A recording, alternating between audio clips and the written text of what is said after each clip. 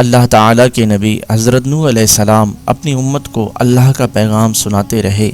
کہ وہ آپس میں ایک دوسرے پہ ظلم نہ کریں، احساس محبت کو قائم رکھیں، صرف ذات کے نام پر ایک دوسرے کو تکلیف نہ دیں، رشتوں کی قدر کو مقدم رکھیں۔ تو حضرت نوح علیہ السلام کی قوم بار بار آپ کا مذاق اڑانے لگتی، اتنے پتھر مارتے ہیں کہ آپ کئی دنوں تک پتھروں میں ڈھکے رہتے، پھر صحتیاب ہونے پر پھر اللہ کے دین کی تبلیغ کرتے ہیں، یہاں تک کہ 950 سال گزر چکے۔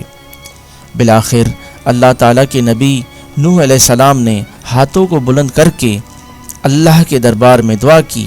اے اللہ، یہ میری امت کبھی ہدایت نہیں پائے گی،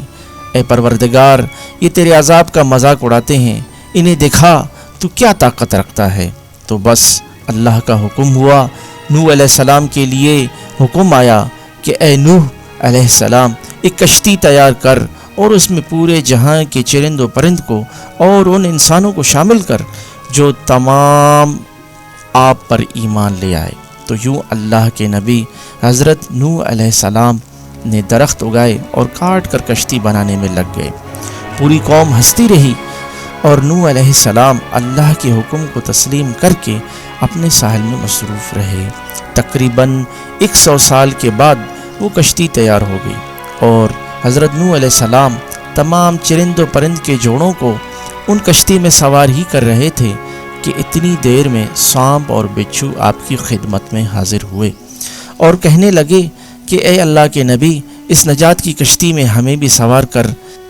اللہ کے نبی نوح علیہ السلام نے فرمایا، تم تو انسانوں کو تکلیف دیتے ہو، ان کو کاٹتے ہو، تو یوں اس پر سانپ اور بچھو رکے۔ اللہ کے نبی سے عرض کرنے لگے کہ اے اللہ کے نبی، آپ ہماری نسل کو بچائیں، ہم آپ سے وعدہ کرتے ہیں کہ جو بھی انسان سلام علی نوح فی العالمین پڑھے گا، ہمیں قسم ہے اپنے وجود کی، اپنے خالق کی، کہ ہم کبھی ان کو تکلیف نہیں دیں گے۔ اس وعدے کے بعد اللہ کے نبی نوح علیہ السلام نے سانپ اور بچھو کے جوڑوں کو بھی کشتی میں سوار کر دیا۔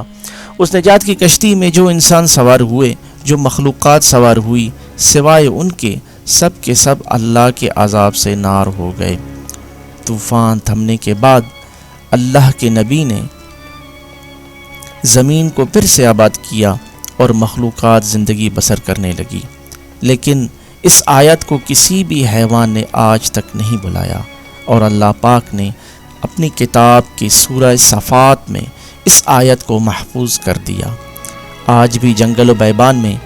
جب بھی کسی سانپ، بچھو یا حیوان کے سامنے جب اس آیت کو پڑھا جاتا ہے کہ سلام علی نوح فی العالمین، تو سانپ ہو یا بچھو ہو یا کوئی بھی حیوان ہو، جن